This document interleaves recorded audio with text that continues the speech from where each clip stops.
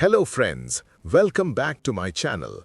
Today I will tell you about real happening my friend's Herry when he went to Switzerland trip. But before I begin this podcast, I will request you, please subscribe my channel, then you are part of my family. So, let's start the podcast in the voice of my friend's Herry. Hello, my name is Herry, and what happened to me in Switzerland is something I still struggle to explain everything. Even now, when I close my eyes at night, I hear the wind moving across the mountains, hotel, forest green garden, romance and romantic moments, and sometimes something else moving with it. It started as the happiest trip of my life, but they were not very easy. It's very hard. And I remember this moment, I'm not control myself, then I feel cold in my body. But don't mind. I had always dreamed of visiting Switzerland. The snow-covered mountains, crystal-clear lakes, peaceful villages, it looked like something out of a postcard. After some years of saving money from my job, I finally booked a solo trip. I wanted peace, adventure, and a break from my hectic life. My plan was simple: explore small towns, hike through forests, and stay in quiet mountain lodges. The first few days were perfect. I visited Zurich, walked through the charming streets, tasted hot Swiss chocolate, and watched the sunset over the lake. Everything felt calm and beautiful. But the real adventure began when I traveled to a small village near Lake Lucerne. The village was called Brunnen, a peaceful place surrounded by mountains and forests. When I arrived, the air felt colder than in Zurich. Not just temperature, something else. The place felt unusually quiet. Too quiet. And I had booked a small guest house instead of a hotel. The building was wooden, about 3 stories tall, and looked very old, maybe more than 200 years. A middle-aged woman opened the door. "Hello," she said with a polite smile. "You must be Herry." Her name was Mrs. Alissa, the owner of the guest house. She gave me the keys and showed me my room on the 3rd floor. The room was beautiful and attractively decorated. A wooden bed, a small fireplace, and a balcony that overlooked the mountains and the lake. It felt peaceful. But something strange caught my attention. At the end of the hallway was another room. Its door was locked. Old scratches covered the wood around the handle. I asked casually, "Does someone stay there?" Mrs. Alissa hesitated. Then she said quietly, "No, that room is closed." Her voice sounded uncomfortable, like she didn't want to discuss it. So I didn't ask again. That night, I went to sleep early after a long day of travel. At exactly 1:30 a.m., I woke up. Not because of a nightmare, because I heard footsteps in the hallway. Slow and heavy, dragging. At first I thought another guest was walking around, but the steps sounded strange, not like normal walking, more like someone pulling their feet across the floor. And very irritating and fearful sound. I checked my phone. 1:30 a.m. The footsteps stopped outside my door. I froze. For several seconds, nothing moved. Then I heard something even worse, a soft breathing sound outside the door. But not loud, but very close, as if someone was standing inches away from my room. I quickly stepped back from the door. My heart was racing. After a minute, the breathing stopped. Then the dragging footsteps slowly moved away towards the locked room at the end of the hall. A second later, click. Then a door closed. But I knew something impossible. That door was locked. And the next morning I went downstairs for breakfast. Mrs. Alissa was in the kitchen. I tried to sound calm. "Did someone arrive late last night?" I asked. She looked confused. "No." Are there other guests staying upstairs?" She slowly shook her head. "You are the only guest." My stomach dropped. Then I asked the question that had been bothering me. "The room at the end of the hallway, did someone open it last night?" Mrs. Alissa froze. For a moment she didn't speak. Then she said something strange. "Please don't go near that room." Her voice was serious. I asked why. She didn't answer. Instead, she simply said, "Some doors should remain closed." Later that afternoon, I walked through the village. It was beautiful. Snow-covered rooftops, quiet streets, and the massive mountains surrounding the lake. I stopped at a small cafe. An old man was sitting there drinking coffee.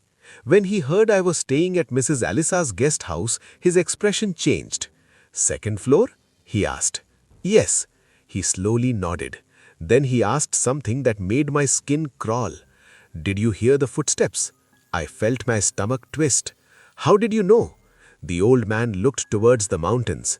Then he spoke quietly. 20 years ago, a tourist disappeared in that guest house. My heart started pounding. He stayed in the locked room. I asked what happened. The old man leaned closer.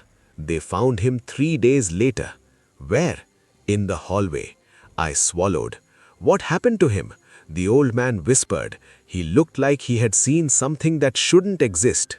That night, I decided to stay awake. I wanted to prove to myself that everything had a normal explanation. At 1:29 a.m., I sat on my bed. The hallway outside was silent. Then the clock on my phone changed. 1:30 a.m. Immediately, sir. Then step. The same dragging footsteps. They were coming from the locked room. The footsteps slowly moved down the hallway, toward my door. I could hear them clearly now. Sir. Then step. Sir. Then step. They stopped outside my room again. The breathing returned. But this time, something else happened. My door handle slowly moved. It turned slightly. Back and second. Back and second. I whispered, "Who's there?" The breathing stopped. Then I heard a whisper from the other side of the door. A weak voice. "Help me." The voice sounded broken, like it hadn't spoken in years. Then suddenly, bang! Something slammed hard against the door. I jumped back. Then silence returned. After several seconds, I slowly opened the door. The hallway was empty, but the locked room at the end of the hall was now open. I should have gone back inside. I should have locked the door. But curiosity is a dangerous thing. I walked slowly down the hallway. The door of the room was open just a few inches. Cold air came from inside. I pushed the door open. The room was old and dusty, furniture covered with white sheets. But the strangest thing was the mirror on the wall. It was cracked from top to bottom, and in the reflection, for a moment, I thought I saw someone standing behind me. I spun around. No one was there. Then the door behind me suddenly slammed shut. The lights flickered, and in the mirror, I saw him.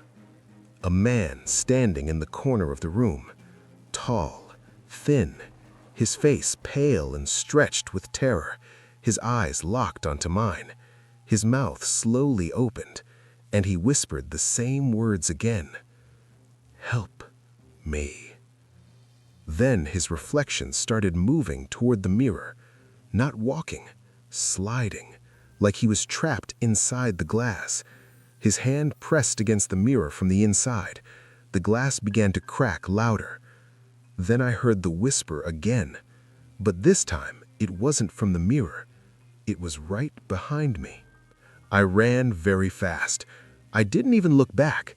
I forced the door open and sprinted down the hallway. The footsteps followed me, fast, dragging, closer and closer. I reached my room and slammed the door shut. The footsteps stopped outside again.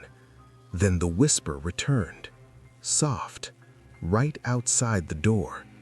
"You opened it." Silence. Then the final words. "Now he knows you're here." I didn't sleep that night. At sunrise, I packed my bags and left the guest house immediately. Mrs. Alley didn't ask questions. She just looked at me sadly and said, "I hoped you wouldn't open that door." Before leaving the village, I went back to the cafe. The old man was there again. When he saw my face, he knew. "You opened the room," he said quietly. I nodded. Then he told me the truth. The tourist who died there years ago had claimed something was living in the mirror. No one believed him until the night he died. They found him in the hallway, staring at the mirror in the locked room, his face frozen in terror. So, I left Switzerland the same day. For months, everything felt normal again, until one night in my apartment, at 1:30 a.m. I woke up suddenly because I heard something in the hallway outside my bedroom. Slow, dragging footsteps. Sir. Then, sir. And then, a soft whisper from the darkness. You opened it. And now, what do you think about that? But my opinion, I think, not sure it ever closed. So what you think about Switzerland trip, please tell me in comment box. Okay, bye, good night, take care.